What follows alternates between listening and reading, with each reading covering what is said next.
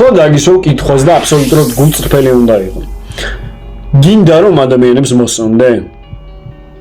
გინდა რომ ადამიანებმა შენი ფასი იცოდნენ? გინდა რომ ადამიანებს უყვარდე? და რაც ყველაზე მთავარი არის, გინდა რომ ადამიანები შენს მიმართ პატივისცემით იყვნენ გამშრალულები?